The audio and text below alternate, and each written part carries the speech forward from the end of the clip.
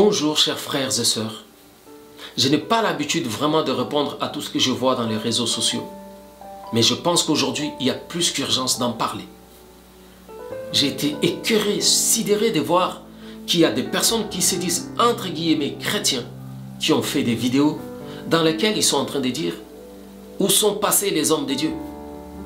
Vous qui dites que vous avez le pouvoir de faire des miracles, de guérir les gens, pourquoi vous ne venez pas arrêter le coronavirus? Mais quand je regarde ça, je me dis dans quelle planète nous vivons? Et le plus pire de cela, c'est beaucoup de chrétiens qui m'envoient ces messages. Je me dis, est-ce que ces gens prennent le temps d'ouvrir leur Bible et de la lire?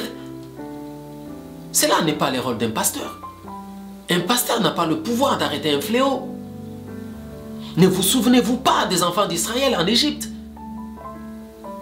Quand Dieu a voulu frapper l'Égypte, Dieu leur a dit, entrez dans vos maisons, fermez vos portes, mettez du sang sur les linteaux de vos murs, afin que l'ange de la mort ne passe pas dans vos maisons. Ne vous souvenez-vous pas de Sodome et Gomorrhe? Abraham se présenta devant Dieu, implorant la miséricorde pour son frère Lot. Abraham n'a pas pu empêcher que Sodome et Gomorrhe ne soient détruites. Mais réveillez-vous, chers frères et sœurs.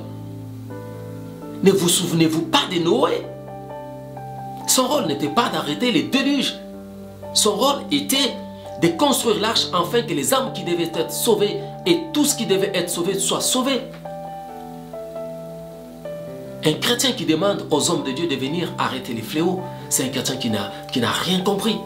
C'est une personne qui ne lit jamais sa Bible. Toutes ces choses que nous voyons ont été prédites dans la Bible. Les hommes de Dieu n'ont pas la mission d'empêcher à ce que l'Apocalypse ne s'accomplisse. Ils ont tout simplement la mission d'implorer la grâce de Dieu afin que les chrétiens puissent persévérer pendant ces temps difficiles. Et le pire dans tout ça, c'est nos frères chrétiens qui sont en train de partager ce genre de vidéos. Si les hommes de Dieu pouvaient arrêter tous les fléaux, quand viendra l'Apocalypse? Je ne suis pas là pour que l'Apocalypse arrive, mais c'est inévitable. Ce qui doit arriver, arrivera. L'Apocalypse finira par arriver. Prenez le temps d'analyser ce que disent les Saintes Écritures.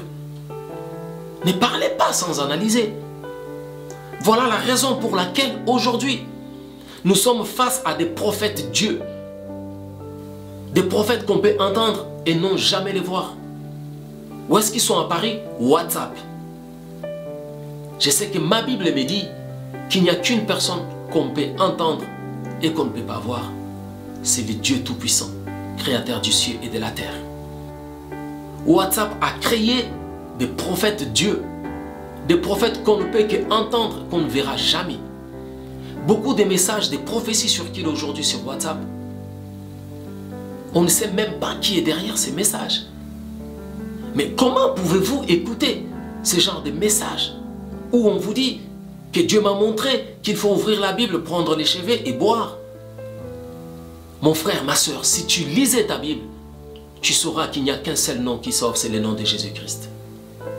Comment tes propres cheveux pourront te guérir alors que tu en as des milliers sur la tête et ne t'ont pas sauvé? C'est ce que tu dois aller chercher dans ta Bible qui vont te sauver. Analysez les messages que vous partagez.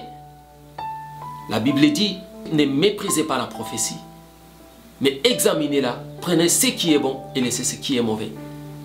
Ce n'est pas parce qu'une personne parle de la part de Dieu que ce qu'il dit vient forcément de Dieu. Prenez-vous le temps d'analyser ces prophéties que vous avez avant de les partager. Ce n'est pas parce qu'on vous dit quelque chose qui vous plaît, qui vous fait du bien à vos oreilles, que forcément ça vient de Dieu. Analysez. Lisez la Bible, tout est écrit. Ne m'envoyez pas ce genre de messages, s'il vous plaît.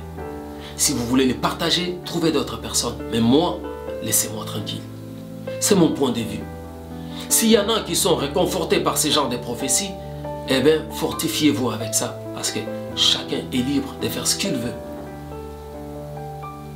Mais ne l'ignorons pas. Dans les chemins envers notre Seigneur, il n'y a qu'un seul chemin qui mène vers la vie éternelle. C'est la parole de Jésus-Christ, qui est notre Seigneur et Sauveur. Que la peur ne vous pousse pas à faire n'importe quoi. que votre foi ne vous pousse pas à partager n'importe quoi. Si vous trouvez que ce que j'ai dit n'est pas vrai, c'est tout à fait logique, je vous l'accorde. Vous avez le droit d'avoir votre point de vue. Mais pour ma part, je pense que j'ai été clair dans ce que j'ai dit. À bon entendeur, salut. Hosanna Grace, l'évangélisation dans l'excellence. Si vous voulez nous soutenir, merci de vous abonner à notre compte YouTube Hosanna Grace. N'oubliez pas d'activer la cloche des notifications afin de ne pas rater une de nos émissions. Merci aussi de liker notre page Facebook.